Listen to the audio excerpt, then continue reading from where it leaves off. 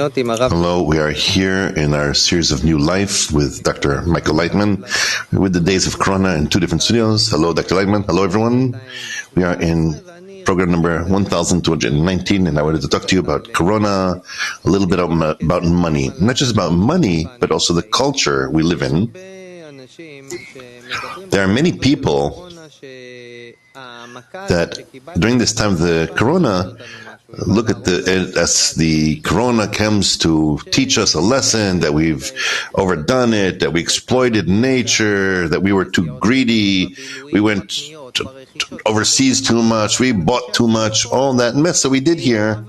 It's as if we crossed the boundary and nature's giving us a little signal in the form of Corona. I want to ask you not philosophically and not some nice-souled people.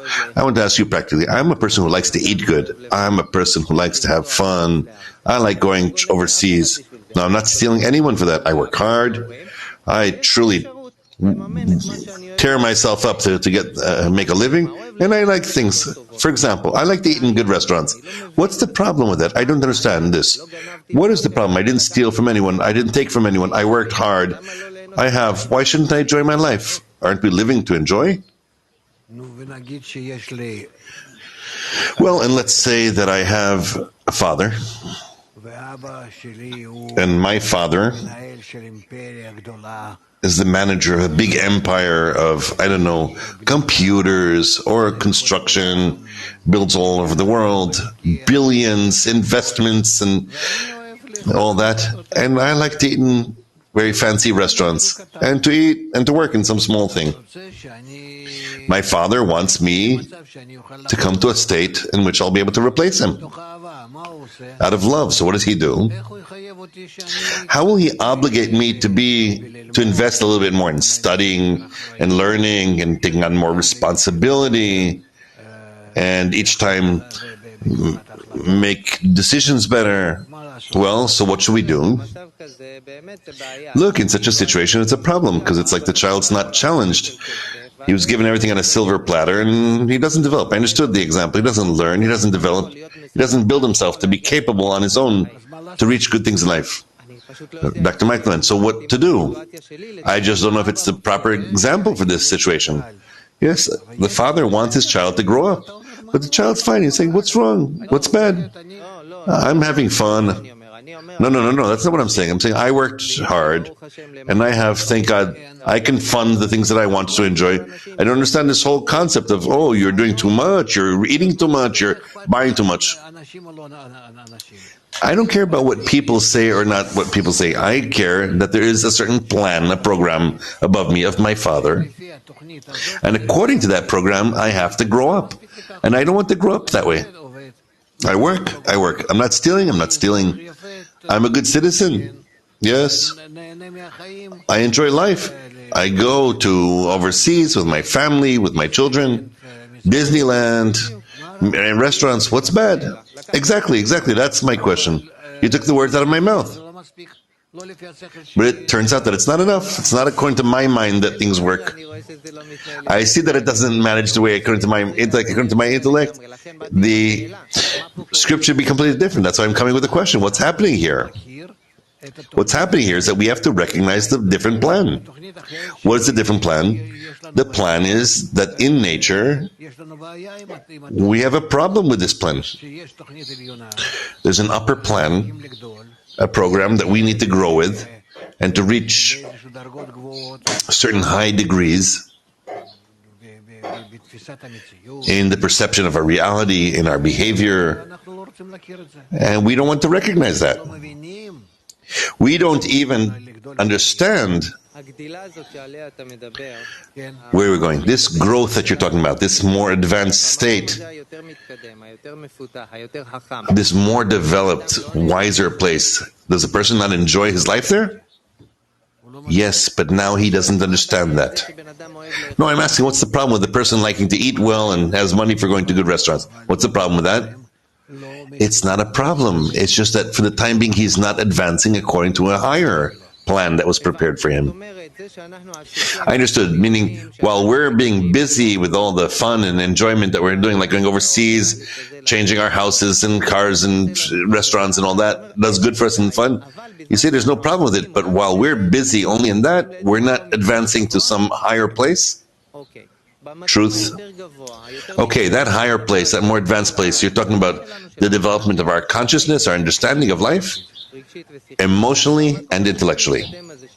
In this more advanced place where a person will be more developed emotionally and intellectually, what will be his attitude to those pleasures of life? Whatever will be, will be. It's not important. He's not harming anyone. He also says it this way today. But the problem is that he isn't adapted to the upper plan that is existent for him, that nature, as a judge, is now presenting him a new plan, a more advanced program, which he must really begin to implement, to realize. In this more advanced plan, what is the attitude of people to money, for example? Because when we think about money, it's like some people, they think of money as it's a derogatory thing. Money is a means. What's money? I worked hard. I earned. Now I have what I can pay for what I want. Everything's fine. In my eyes, it's the most beautiful and logical thing that I'm not a burden to anyone, and I don't take charity. And if I worked hard, I'm allowed to enjoy life. What is the attitude in the more advanced state to this whole thing called money? Rav, money is from the word covering, kisui, where a person can cover with money, meaning with his work, with his exertion, he can cover all the different things he needs. He exerts, he efforts with his mind, with his feeling, with his labor, and covers by that his needs. So there's nothing bad with that. On the contrary, it's not derogatory. On the contrary, he can be proud of it. Exactly, that's what I'm saying. The problem is not that. The problem is that we are running after the money, and only after the money. It becomes for us as a certain idol of God that we bow before and want only that. And we put it into the banks, into all kinds of stocks, into all kinds of investments, as long as more and more, as much as we can, collect it. And there's no limit. And we come to states in which, in truth, we have no benefit out of it. And it's the main thing. It's not whether we have benefit or not. We can see that we're getting all kinds of blows. But the fact that we are in this chase after money and honor, we're in this seemingly in a contradiction to the plan of nature. Why are we running after money this way? If we were to focus on money, why is it that we run after money this way and we're making God out of it? Why? Because by this you limit yourself in that framework. We're told that money is God. That's how they said. So you have made the money as the biggest thing, the most important thing. You made of it your God, since you bow before it. Is that our mistake? Because by that you're done. You'll eat in all those restaurants, like you say, and you'll go out to have your pleasure in all those different places that you pay for. And you say, that's my life. By that you're stealing, you're robbing from yourself and from your children, as that is not what the whole life is about. The plan of nature, which birthed you, is different. This plan is different. What is the plan of nature relative to me? To make God of you and not of the money. That's very beautiful, that sentence. What does that mean? That you will begin to develop in you qualities that are such that they are truly you could say godly qualities. So you will relate to the whole world as yours. And you can manage it in the direction of good, such that all the people of the world that are in you are as if in your kingdom, in your state, and you are the Lord. And you can bring them to the best possible state, since they are altogether your citizens. What does that depend upon? It depends on your awareness of the plan of nature. And this is what nature wants exactly. And I'll be like a certain landlord that everyone lives with. The whole world is yours, Rav says. The whole world is mine. Meaning if I have enough money to host everyone and take care of everyone, Rav, in an unlimited way. Not just some restaurant and something. Some French restaurant or some fancy place that you like to go to. That's all. I have a question about the culture of consumerism. They used to say that, there was a man used to be a hunter-gatherer, then he developed agriculture, then he developed human society, developed and replaced all kinds of, and adapted into different forms. And today we've come to the last 100 years where man, the Homo sapien, became the consumer. A person who lives from buying and enjoying that, and that's where he gets his good. So if to look at this action on any people, when you buy something, it makes you happy. It raises your mood. Say you're in a bad mood, you're not feeling so good, go to the mall, buy yourself a nice shirt, buy a gift for your spouse, bring them a gift. There's no one who doesn't like to get a gift. You gave something, you bought something, it raises your mood. Meaning, this culture of buying something and feeling satisfaction from that, gratification from that, is there something wrong with that? No, on the contrary. Why? Although one who loves gifts, one who hates gifts will live, it's written in the Torah. But leave that on the side. It's another person in other kind. Put that on the side. I'm thinking a person, if you're not in a good mood, go buy something, it'll make you feel good. Yes? So I see that it really works that way, let's say. Because our ego, our will to receive, enjoys us receiving gifts.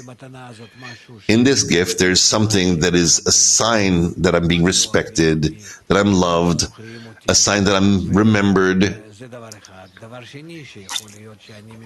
That's one thing. And the second thing could be that from this gift I can also enjoy, even though it's very difficult to imagine a gift from which you enjoy. It's usually such nonsensical things that, it's like in a gift store where there's nothing serious there. Wait, I want to look at a person himself. A person goes, buys something for himself, feels good with it. You bought something, it gives you a good feeling.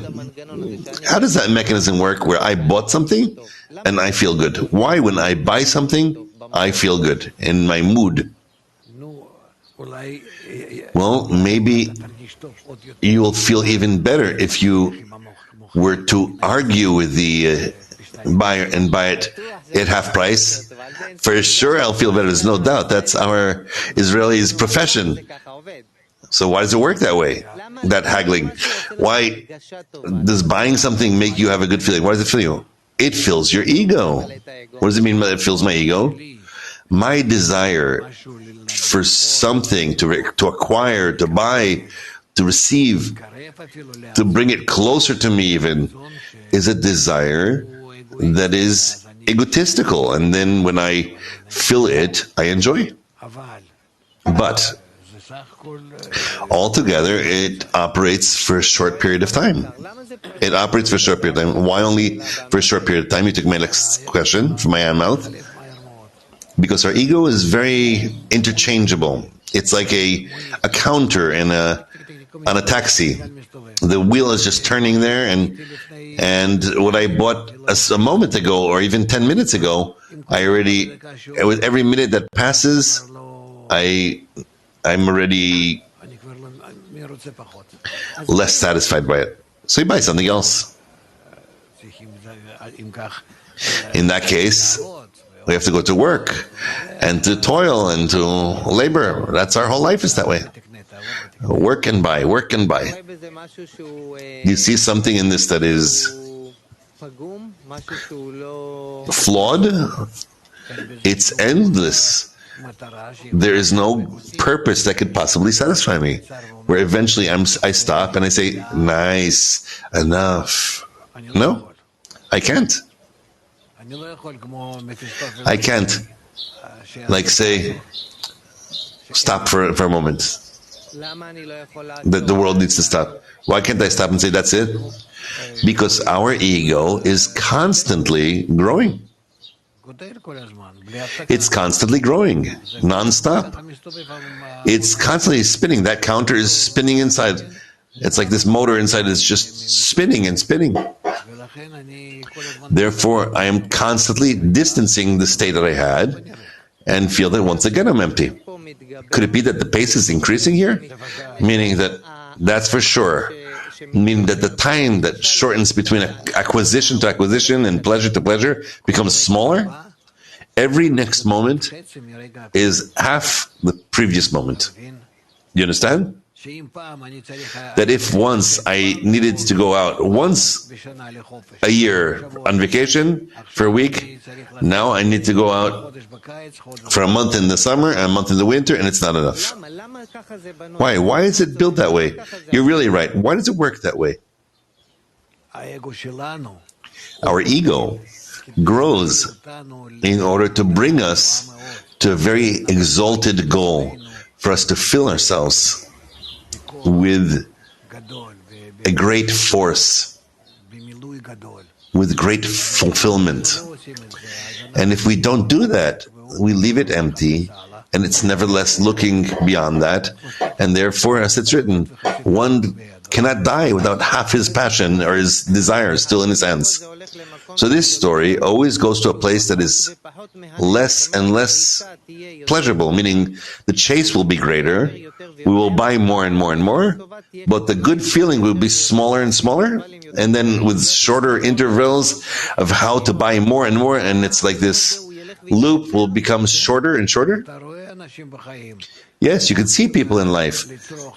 They go to consume drugs and all kinds of other things that can't fill themselves with normal pleasures, which they could before.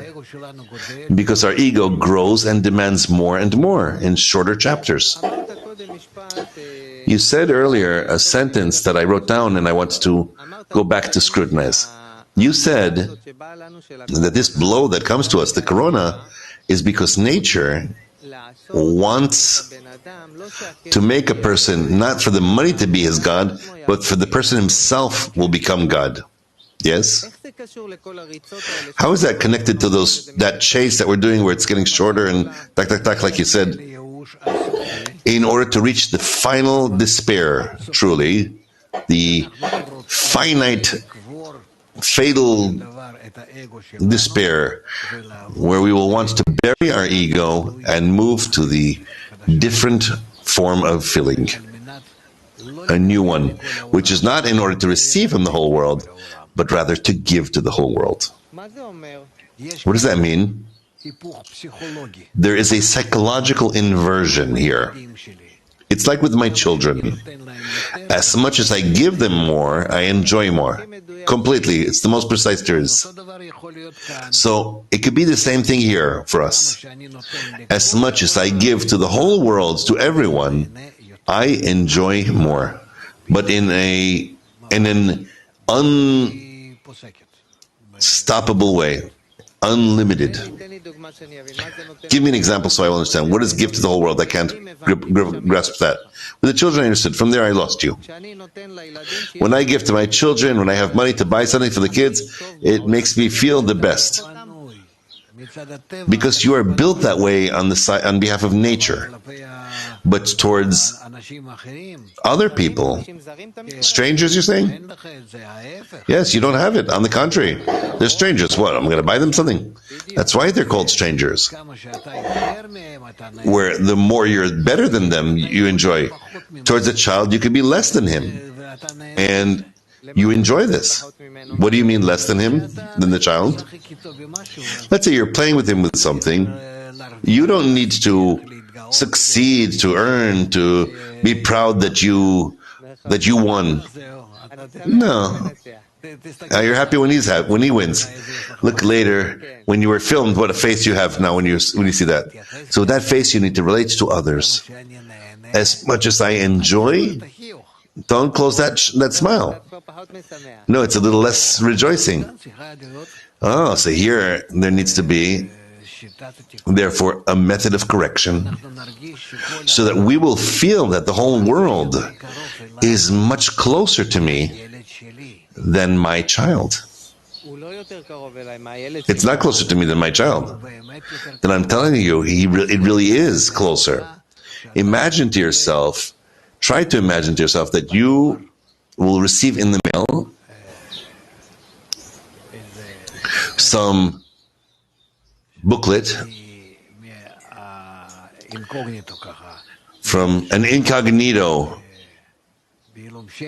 booklet, an anonymous, that writes that all the people in the world are close to you, even closer than your child. And your child specifically, on the background of this, loses importance in your eyes. He loses it, that importance. I don't want my child to lose importance in my eyes. Wait. But you just received this notice. And it's clear to you from this that what you thought, that all the people in the world were truly enemies, haters, and so on, now you see, no. They are the closest possible thing to me. I don't know how to say it, because there's nothing closer to children in this world of ours. But that's how I get the impression, that they are the closest to me. Everyone. All of them. And then I, all of a sudden, see in me such a tendency that I want to give to them, to care for them, and to constantly think about them, of all the people in the world. And you could say, how? Simply out of it being revealed so. To my desire, to my thought. Now it's being revealed that they are all so close that they don't even know about it. But I now see, and it's revealed to me, that there in some village in Vietnam, in Japan, in South America, there, every single one of them are close to me more than my own children. That's how it's revealed. It sounds scary. No, it's not scary. All of a sudden, I see that I am in 8 billion people that are close to me, that are dependent on me, and I'm dependent on them, and we are all as brothers, but true brothers, not brothers that, that quarrel between them. And then it turns out that what happens here is a revolution. What revolution exactly? What emotionally, what do I start to feel? Oh, then you tell me. That's already on a human level you can understand. If you receive such an impression from what is revealed to you, if there are many people that are close to me, like you said, look, my children love me. I also love them. And I think that that's something I don't have with others. There's love between us. Natural. Yes, natural love, since they were born. And it grows. In truth, I see it just grows from year to year. I notice that it just grows. I love them more, and we have such relations between us that are the closest in the world. I understand. And here what's being revealed to you is that even all those people in the world are even closer. And your children there are standing on the side, like if you even are reminded by them. I didn't understand. What's the problem with my children? Because I don't want them to be on the side. But according to your emotion, your feeling, you lost a little bit of importance towards them relative to the importance to all the other people in the world. With your children, you understand that you have a connection, a bodily connection, a natural, you mean? Yeah, natural. And with all the people in the world, you have a spiritual connection.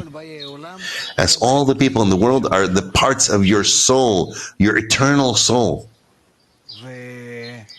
And your children, they're all together connected to you in a natural way, from birth. I understood.